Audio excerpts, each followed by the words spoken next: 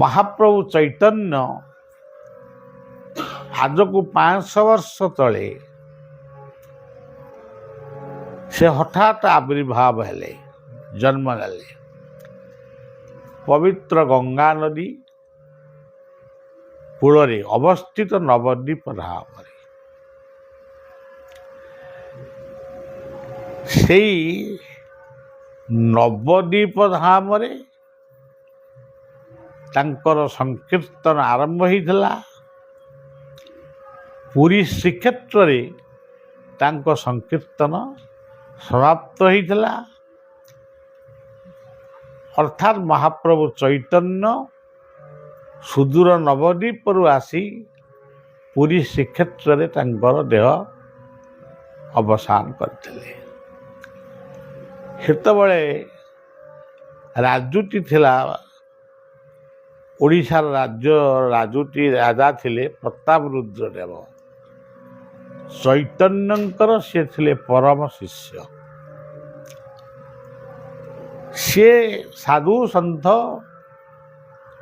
ଏସବୁକୁ ଏତେ ଗ୍ରହଣ କରିପାରୁନଥିଲେ। ଚୈତନ୍ୟଙ୍କର ଆବିର୍ଭାବ ନାମ କୀର୍ତ୍ତନ ପ୍ରଚାରକୁ ମଧ୍ୟ ସେ ବିରୋଧ ବି କରୁଥିଲେ। ସେ ରାଜକୀୟ ଢାଞ୍ଚାରେ ଦୋଷୀକୁ ଉପଯୁକ୍ତ ଦଣ୍ଡ ବିଧାନ କରୁଥିଲେ।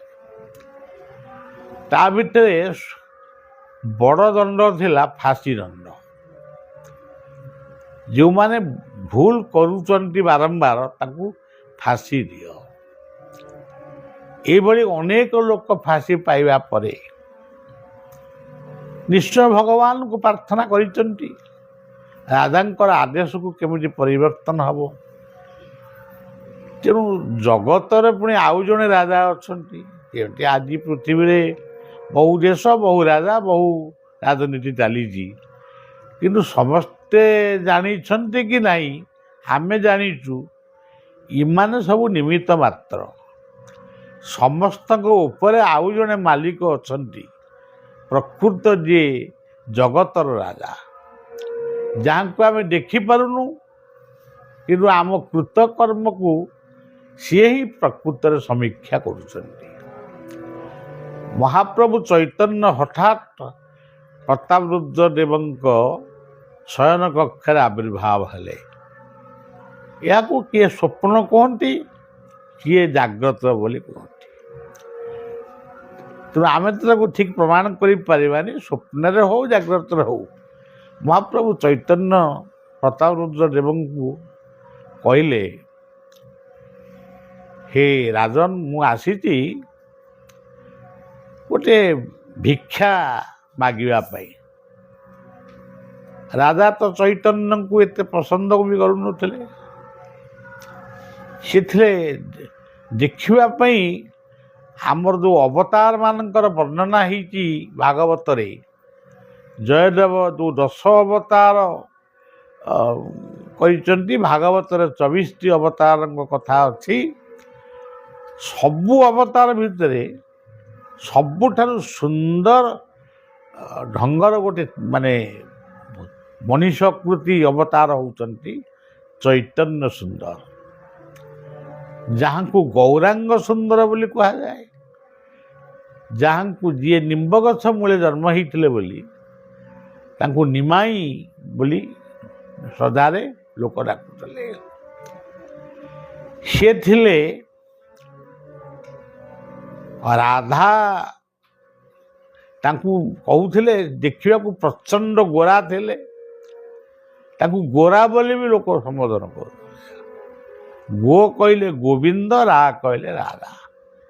ରାଧା ଓ ଗୋବିନ୍ଦଙ୍କର ମିଳିତ ତନୁ ହେଉଛନ୍ତି ଚୈତନ୍ୟ। ଦ୍ୱାପର ଯୁଗରେ କୃଷ୍ଣ ଅବତାରରେ ଗୋପୀମାନଙ୍କର କୃଷ୍ଣଙ୍କୁ ଯେଭଳି ଭାବରେ ଭଲ ପାଉଥିଲେ,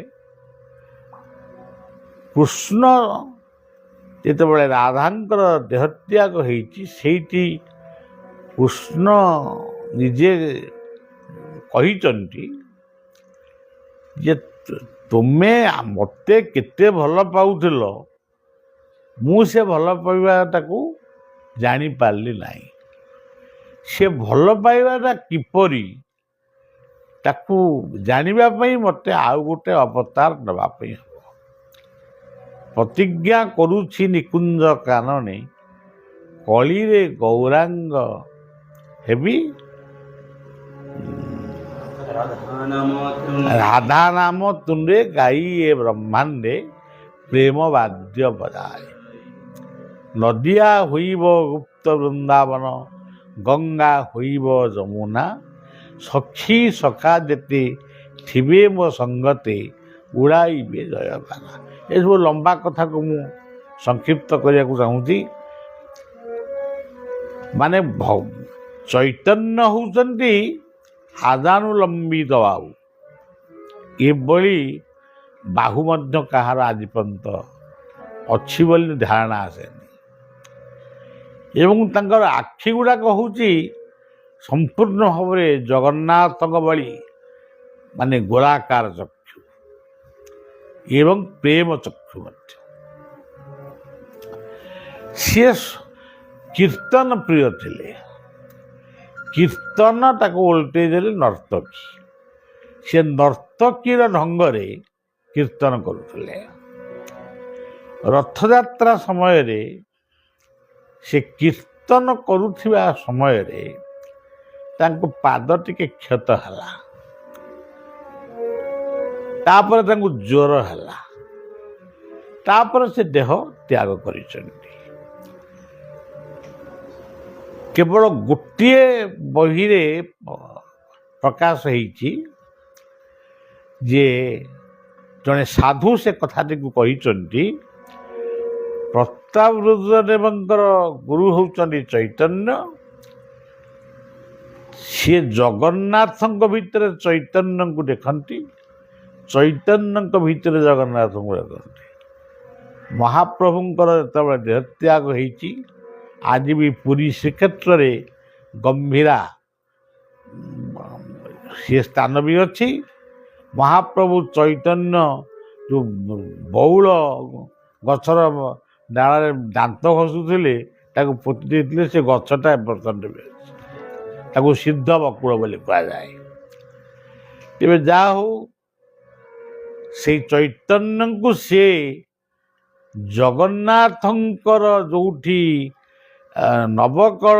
ନବକଳେବର ସମୟରେ ତାଙ୍କୁ ସମାଧି ଦିଆଯାଏ, ତାଙ୍କ ପୁରୁଣା ବିଗ୍ରହକୁ, ସିଏ ଯେହେତୁ ଭାବୁଥିଲେ ଚୈତନ୍ୟ ହେଉଛନ୍ତି ମୋ ପାଇଁ ଜଗନ୍ନାଥ, ରାଜାଙ୍କର ଆଦେଶ, ସେ ଆଦେଶ ଥିଲା ସେଇ ସ୍ଥାନରେ ମୋର ଗୁରୁ ବା ମହାପ୍ରଭୁଙ୍କୁ ସେଇଠି ସମାଧି ଦିଆଯିବ। ଇଏ କଥାକୁ ବଳିଆ ଏଠି କହୁଛି। ଗୋଟିଏ ବହିରୁ ଆପଣ ନିଶ୍ଚୟ ତାକୁ ପାଇବେ। ସେ ବହିଟିକି ଲେଖିଛନ୍ତି ଆମର ପୂର୍ବତନ ମୁଖ୍ୟମନ୍ତ୍ରୀ ଯିଏ ଥିଲେ ଜାନକୀ ବଲ୍ଲଭ ପଟ୍ଟନାୟକ। ସିଏ ଇଏ କଥାଟିକୁ ସଂଗ୍ରହ କରିଛନ୍ତି। ଜଣେ ସାଧୁଙ୍କ ମୁଖରୁ ସେ କଥାକୁ ସେ ଉଦ୍ଧାର କରି ସେ ବହିରେ ସେ ପ୍ରକାଶ କରିଛନ୍ତି। ଇଏ କଥାକୁ ବଳିଆ ହିଁ କେବଳ କହେ, କିନ୍ତୁ ଅନ୍ୟମାନେ ସମସ୍ତେ କହନ୍ତି। କିଏ କହେ ଚୈତନ୍ୟ ବିଲୀନ ହେଇଗଲେ, କିଏ କହେ ଜଗନ୍ନାଥଙ୍କ ସହିତ ମିଶିଗଲେ, କିଏ କହେ ସେ ସମୁଦ୍ର ବାଲିରେ ଯାଉଥିଲେ ଆମେ ଦେଖିଛୁ ସେ କୁଆଡ଼େ, ମାନେ ଏମିତି ବିଭିନ୍ନ କଥା ତାଙ୍କ ବିଷୟରେ କହେ। ଆଉ ସବୁଠାରୁ ନୃଶଂସ କଥା କହନ୍ତି କେତେକ, ଯେ ତାକୁ ପଣ୍ଡାମାନେ ମାରିଦେଲେ, ସେବକମାନେ ତାଙ୍କୁ ମାରିଦେଲେ। ଚୈତନ୍ୟଙ୍କ ପ୍ରଭାବକୁ ଏମାନେ ଆଉ ସହିପାରିଲେ।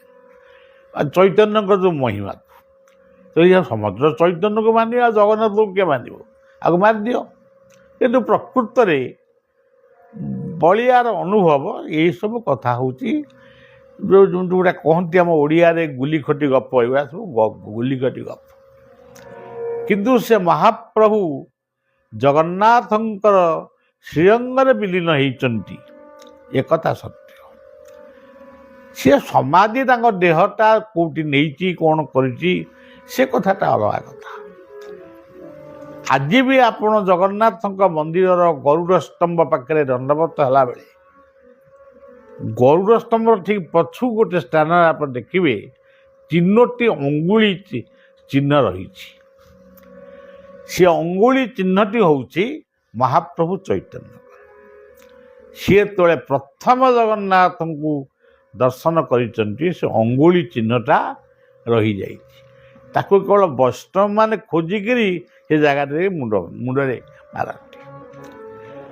ଆମ କଟକର ଗଡ଼ଗଡ଼ିଆ ଘାଟରେ ଆପଣ ଦେଖିବେ, ଗଡ଼ଗଡ଼େଶ୍ୱର ମହାଦେବଙ୍କ ପାଖରେ ଦେଖିବେ ମହାପ୍ରଭୁ ଚୈତନ୍ୟଙ୍କର ପାଦପଦ୍ମ ଗୋଟେ ପଥର ଉପରେ ରହିଛି।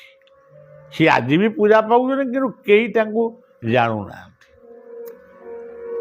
ଏଇଭଳି ଭାବରେ ମହାପ୍ରଭୁ ଚୈତନ୍ୟଙ୍କର ଆଉ ଗୋଟେ ସ୍ୱରୂପ, ବାସ୍ତବ ସ୍ୱରୂପ ହେଉଛି ଯେତେବେଳେ ଜଗନ୍ନାଥ ମାନେ ଅନବାସର ଗୃହରେ ରୁହନ୍ତି, ସେତେବେଳେ ବ୍ରହ୍ମଗିରିରେ ଅଲାରନାଥଙ୍କୁ ଦର୍ଶନ କରନ୍ତି।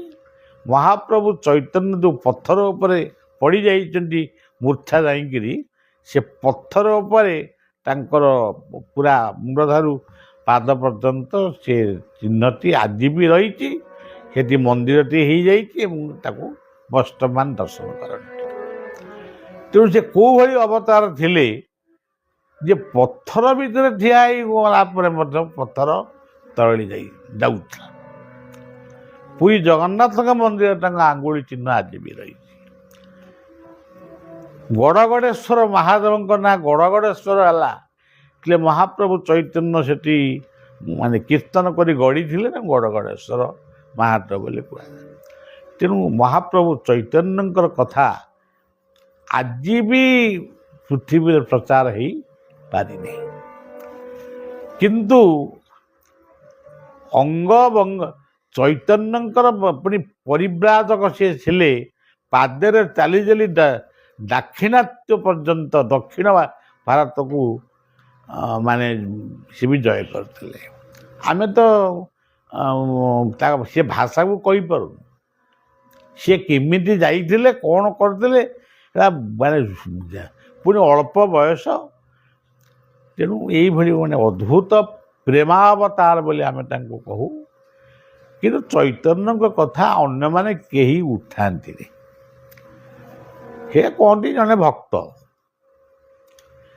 ତେବେ ଏଇ ଚୈତନ୍ୟ ପ୍ରତାପରୁଦ୍ର ଦେବଙ୍କୁ କହିଥିଲେ ମୁଁ ଗୋଟେ ଭିକ୍ଷା ମାଗିବାକୁ ଆସିଛି।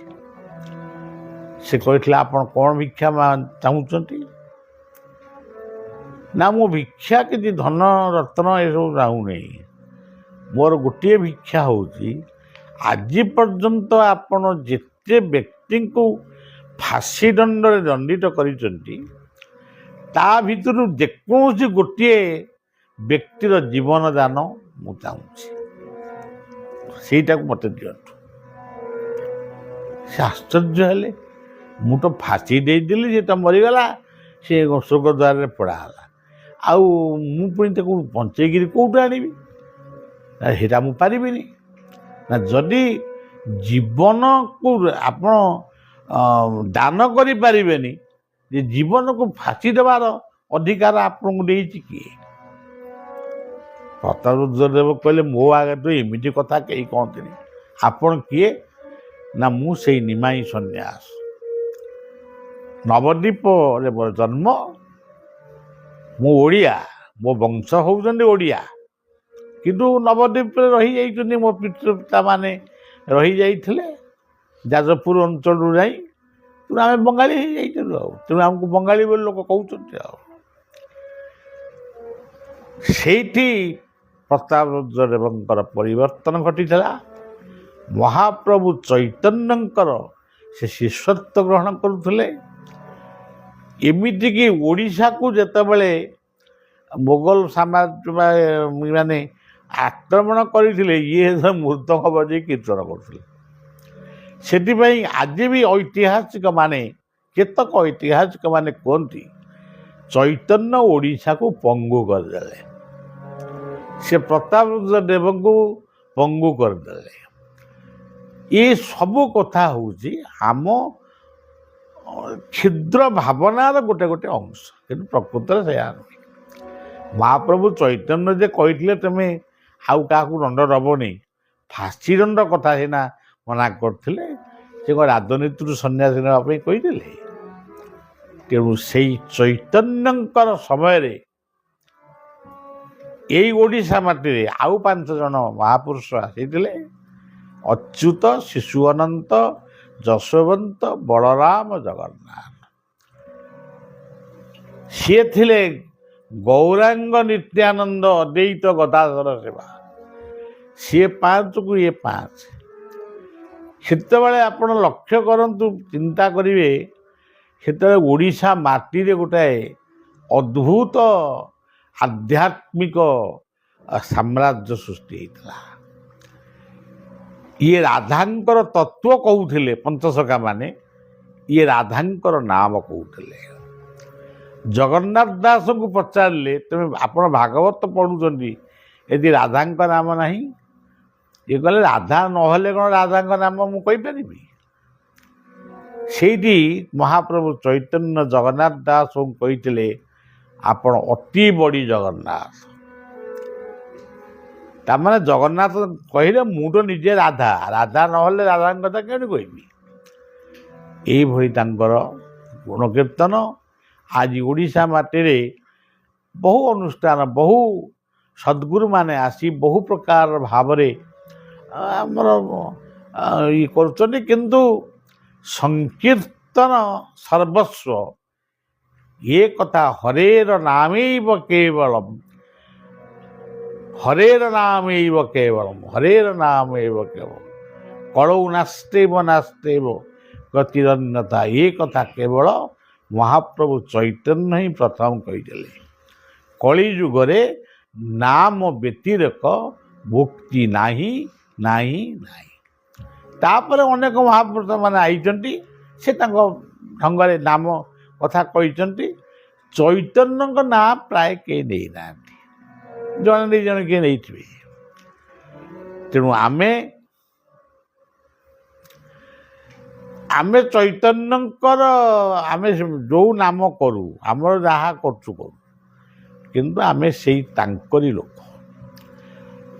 ଏଭଳିକି ଏ ଅଧମ ଯେତେବେଳେ ଗୋଟିଏ ନାମକୁ ପ୍ରଚାର କଲା, ଜୟ ଶିଶୁ ଅନନ୍ତଙ୍କ ନାମ, ସେତେବେଳେ ଷଡ଼ଭୁଜ ରୂପରେ ସେ ଦର୍ଶନ ଦେଇ, ତା କେଉଁ ମସିହା ମୋର ଆଉ ମନେ ନାହିଁ, ନିଜେ ଷଡ଼ଭୁଜଙ୍କର 2ଟି ମୁଣ୍ଡ, ଗୋଟିଏ ପାଷାଣ ମୁଣ୍ଡ, ଗୋଟିଏ ମଣିଷ ମୁଣ୍ଡ। ସେ ମଣିଷ ମୁଣ୍ଡଟି କହୁଛି, ଏଇ ନାମ କର, ସେ ନାମ କର, ଏ ନାମ କର। ତମେ ଯେଉଁ ନାମଟା କରୁଛ କର, ସେଟା କର, କିନ୍ତୁ ଏ ନାମ ବି କର। ଆକୁ କାହିଁକି ନାମରେ ଭିନ୍ନ ଭିନ୍ନ କର ନା, ଏତେ କଥା କହିନାହାନ୍ତି। ନାମ କର ବୋଲି କହିଛନ୍ତି। ଭଜନିତାଇ ଗୌରାରେ ଶ୍ୟାମ ଜପ ହରେ କୃଷ୍ଣ।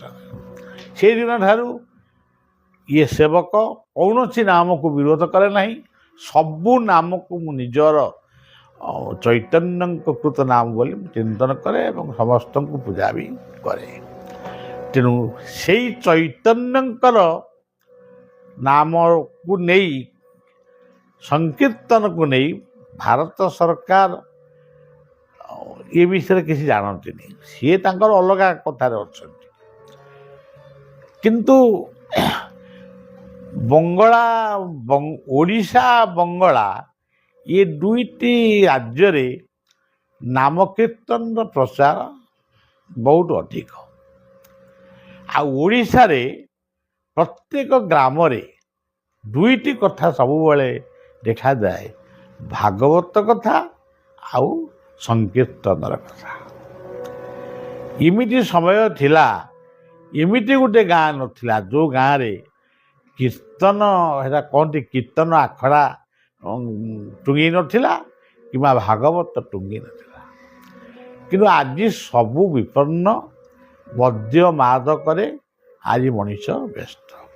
ତଥାପି ସତ୍ୟ ବଞ୍ଚି ରହିଛି। ଗୋଟେ 42 ମଣ୍ଡଳ କୀର୍ତ୍ତନ ମଣ୍ଡଳୀ ଗୋଟେ ଗଢ଼ା ହେଇଥିଲା।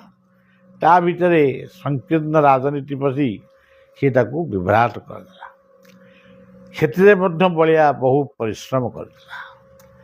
ବଳିଆକୁ ପ୍ରଥମ ପରିଚୟ ଓଡ଼ିଶା ମାଟି କରିଥିଲା ସେଇ ସଂକୀର୍ତ୍ତନ ସମାବେଶ କଟକର। କଟକରେ ସେଟା ହେଇଥିଲା।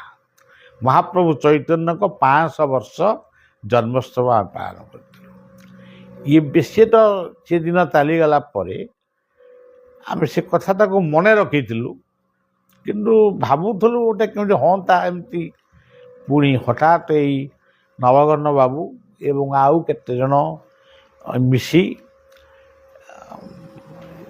ଏଇ ସଂକୀର୍ତ୍ତନ ସମାବେଶର କଥା ଆରମ୍ଭ କରିଥିଲେ। ମୁଁ ପ୍ରଥମେ ସେଥିରେ କିଛି ହଁ ନା କହିନଥିଲି। ସେ ଯାହା ହଉ ସେ ସଂକୀର୍ତ୍ତନଟି ଏପର୍ଯ୍ୟନ୍ତ ଚାଲିଛନ୍ତି ଏବଂ ସୁନ୍ଦର ଭାବରେ କୀର୍ତ୍ତନ ହେଉଛନ୍ତି। ତାର ବିଭିନ୍ନ ସ୍ଥାନରେ ବାର୍ଷିକ ଉତ୍ସବ ମଧ୍ୟ ହେଉଛି।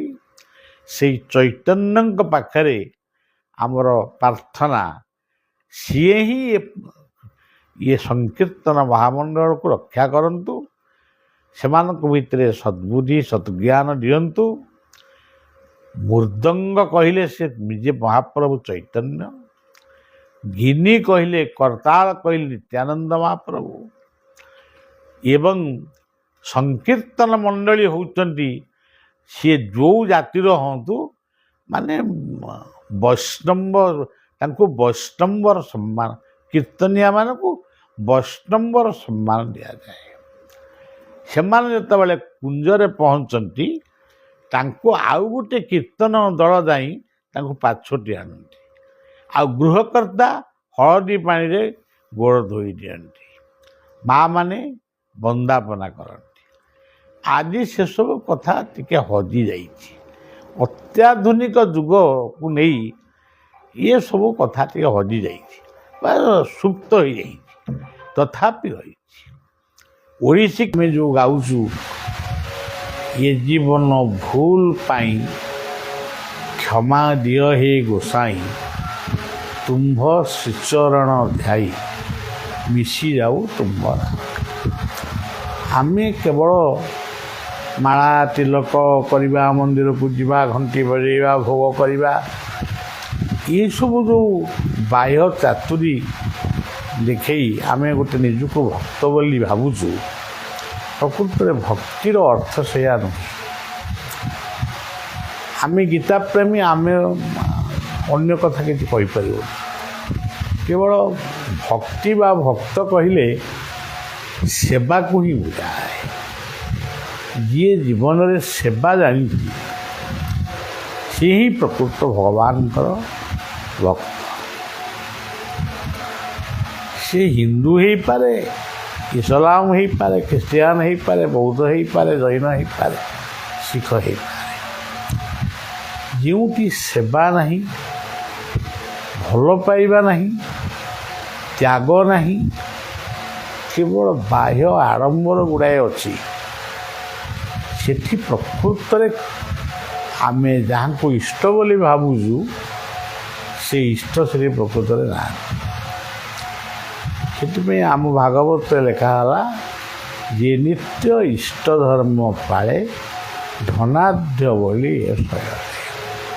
ଯେଉଁମାନେ ଇଷ୍ଟଙ୍କର ଅର୍ଘ୍ୟ ବା ପୂଜା ବା ଯେଉଁମାନେ ୟାକୁ ସବୁ କରନ୍ତି, ସେଇମାନେ ହେଉଛନ୍ତି ପ୍ରକୃତରେ ଭଗବତ ରାଜ୍ୟର ଧନୀ।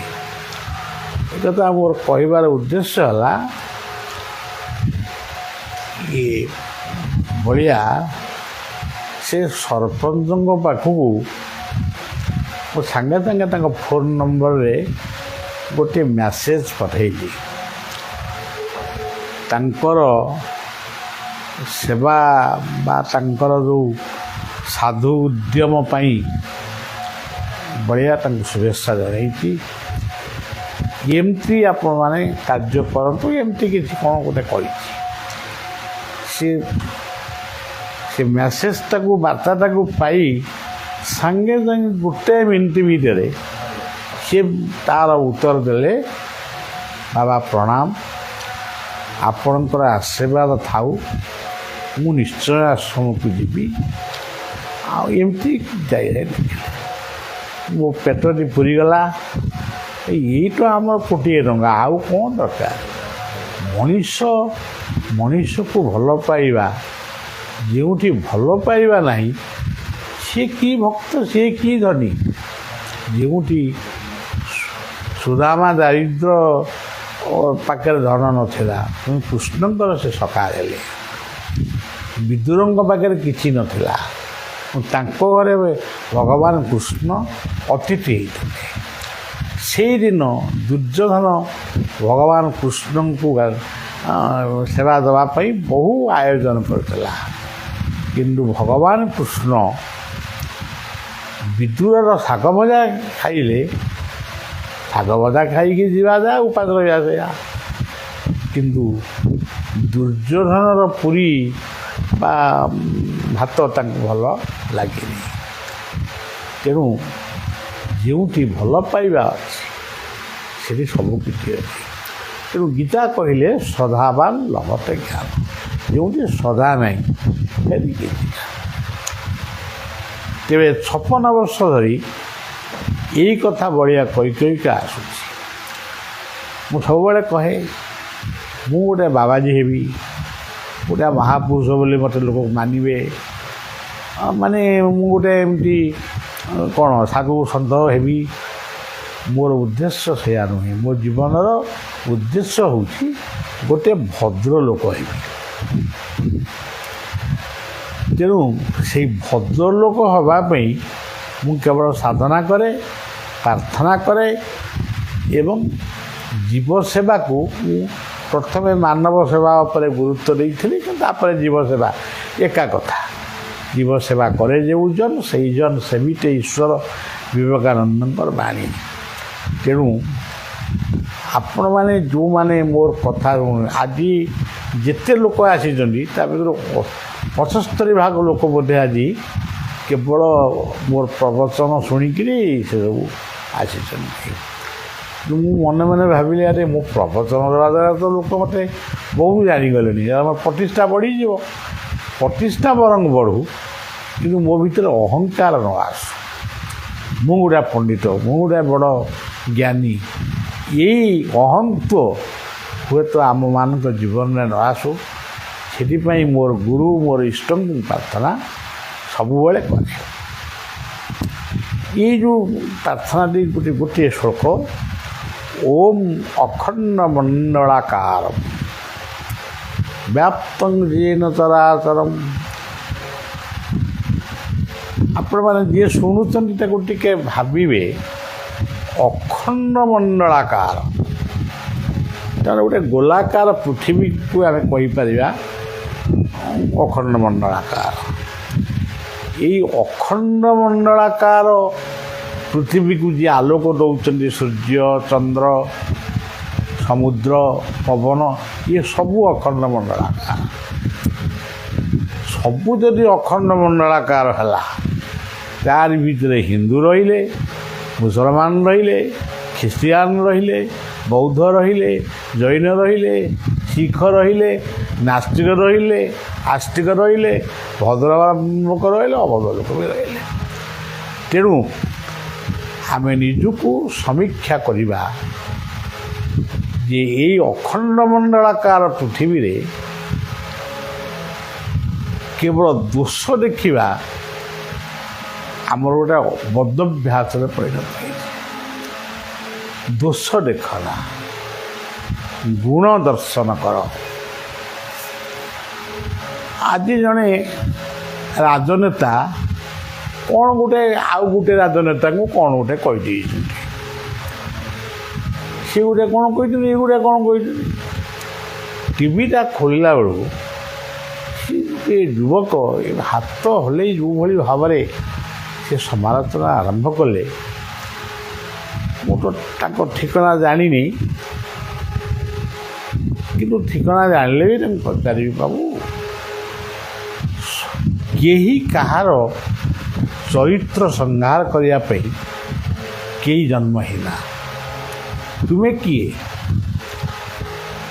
ମୁଁ କିଏ, ଏ ଜଗତ କିଏ, ଏ ସୃଷ୍ଟି ଯାହାର, ତାର ହିଁ ଅଧିକାର ଅଛି ଆମ ଦୋଷକୁ ସେ ଦେଖିବ, ଆମକୁ ଉଚିତ ଦଣ୍ଡ ଦେବ କିମ୍ବା ଆମକୁ ସେ କ୍ଷମା ଦେବ। ତେଣୁ ଏମିତି କରି ଦେଶଟାକୁ ସଜାଡ଼ିବା କି ମାନବ ବା ଜୀବମାନଙ୍କର ସେବା କରିବା, ଆଜି ଜୀବ ହତ୍ୟା ବଢ଼ି ବଢ଼ି ଚାଲିଛି। ଆଉ ସାଡ଼େ ଗୋ ହତ୍ୟା ବନ୍ଦ ହଉ ବୋଲି ପ୍ରାର୍ଥନା କରୁଛୁ। ଏଇସବୁ କଥା ନ କରି ନିଜକୁ ସମୀକ୍ଷା କର ଏବଂ ସେଇ ଅଖଣ୍ଡ ମଣ୍ଡଳାକାର ଗୋଟିଏ ପ୍ରଭୁ ଯେଉଁଠି ଦେଖୁଛ ମଣିଷଟିଏ ତାକୁ ଦେବତା ବୋଲି ଭାବ। କାରଣ ଏମିତି ଗୋଟିଏ ମଣିଷ ନାହିଁ ଯାହା ଭିତରେ ଦେବତାର ଗୁଣ ନାହିଁ। ସେଥିପାଇଁ ଭାଗବତରେ କହିଲେ ଦେବ ମାନବ ଅଗୋଚର। ଦେବତା ସହିତ ଏକା ଆସନରେ ମାନବକୁ ବି ବସେଇଛନ୍ତି। ମଣିଷ ଭୁଲ କଲେ ରାକ୍ଷସ ହେବ, ରାକ୍ଷସ ଯଦି ଠିକ୍ ହେବ ଦେବତା ହେଇଯିବ। ଯିଏ ଦସ୍ୟୁ ସେଇ ରତ୍ନାକର, ସେଇ ଦସ୍ୟୁ ପୁଣି ବଲ୍ମୀକ ହେଇଗଲେ। ଯିଏ ଅଜାମିଳ ସେଇ ପାପୀ, ସିଏ ପୁଣି ଭଗବାନଙ୍କ ଦର୍ଶନ କରି ଦୁନିଆରୁ ଗଲେ। ତେଣୁ ଆମର ସନାତନୀ ହିନ୍ଦୁମାନଙ୍କୁ କେବଳ ମୁଁ କହୁନି, ସମଗ୍ର ବିଶ୍ୱବାସୀଙ୍କୁ ତ ମୁଁ କହିବିନି, ଆରେ କିଏ ଏଇ କଥାକୁ ନେଇ ବିଶ୍ୱରେ ପହଞ୍ଚିବ ଭଲ। କିନ୍ତୁ ବିଶ୍ୱ ଆମ ଶାସ୍ତ୍ର କହୁଛି ବସୁଧୈବ କୁଟୁମ୍ବକମ୍। ଏ ବସୁଧୈବ କୁଟୁମ୍ବଙ୍କ ଭିତରେ କୁକୁଡ଼ା ନାହାନ୍ତି ନା, ଛେଳି ନାହାନ୍ତି ନା, ମେଣ୍ଢା ନାହାନ୍ତି ନା, ମଣିଷ ନାହାନ୍ତି, ହିନ୍ଦୁ ମୁସଲମାନ କିଏ ନାହାନ୍ତି? ବସୁଧୈବ କୁଟୁମ୍ବକମ୍। ସେଠି ପାହାଡ଼ ପର୍ବତ ନଦ ନଦୀ ଝରଣା ସବୁ କିଛି ପୂର୍ଣ୍ଣ ହେଇ ରହିଛି। ଆମ ଶାସ୍ତ୍ରରେ ଲେଖା ହେଇଛି ପୂର୍ଣ୍ଣମଦ ପୂର୍ଣ୍ଣମିଦଂ ପୂର୍ଣ୍ଣାତ୍ ପୂର୍ଣ୍ଣମୁଦଚ୍ୟତେ ପୂର୍ଣ୍ଣସ୍ୟ ପୂର୍ଣ୍ଣମାଦାୟ ପୂର୍ଣ୍ଣମେବାବଶିଷ୍ୟତେ। ଆକୁ ଯଦି ଠିକ୍ ଢଙ୍ଗରେ ଆମେ ବୁଝିବା, ଲୋକଙ୍କୁ ବୁଝେଇବା, ତାହେଲେ ଆମେ ନିଶ୍ଚୟ ଗୁଣୀ ମାନୀ ସହିତ ସମାନ ହେବା, ଭଗବତ କୃପା ନିଶ୍ଚୟ ଲାଭ କରିବା। ଭଗବାନଙ୍କୁ ଆମେ ଦେଖିବା ପାଇଁ ଏତେ ବ୍ୟାକୁଳ କାହିଁ ହେବା? ଭଗବାନ ଆମ ପାଖକୁ ଆସନ୍ତୁ। ସେ ଆମକୁ ଜନ୍ମ ଦେଇଛନ୍ତି, ଆମ ଭୁଲ ଠିକ୍ ସିଏ ଦେଖୁଛନ୍ତି। ଆମେ ଗୋଟେ ଭଲ ମଣିଷ ବୋଲି ନିଜକୁ ନିଜେ କାହିଁକି ପ୍ରଚାର କରିବା? ଯଦି ପ୍ରକୃତରେ ଆମେ ଭଲ କି ମନ୍ଦ ଯିଏ ଆମକୁ ଜନ୍ମ ଦେଇଛନ୍ତି ସିଏ ହିଁ ଜାଣିଛି। ତାଙ୍କ ପାଖରେ ତମେ ଭୁଲ କରିକିରି ଗୁଡ଼ାଏ ପ୍ରାର୍ଥନା କଲେ ସିଏ ତୁମକୁ ଦଣ୍ଡ ଦେବେ କି କ୍ଷମା ଦେବେ, ତାଙ୍କ ଇଚ୍ଛା। ତମେ କହିପାରିବନି ମୋତେ କ୍ଷମା ଦିଅ। ସେଥିପାଇଁ ଗୀତାରେ କହିଲେ ଦଣ୍ଡୋ ଦମୟତାମସ୍ମି ନୀତିରସ୍ମି। ସେଇ ଅଖଣ୍ଡ ମଣ୍ଡଳାକାର ପ୍ରଭୁ ଆମ ସମସ୍ତଙ୍କର ଇଷ୍ଟ, ସମସ୍ତଙ୍କର ସଦ୍ଗୁରୁ, ସମସ୍ତଙ୍କ ସବୁ ଧର୍ମର ଶାସ୍ତ୍ରଜ୍ଞମାନଙ୍କୁ କରିବା ପ୍ରଣାମ ଜଣାଇ ସମସ୍ତଙ୍କର ଶୁଭକାମନା କରି ରହୁଛି। ଜୟ ଗୁରୁ, ଜୟ ଜଗନ୍ନାଥ।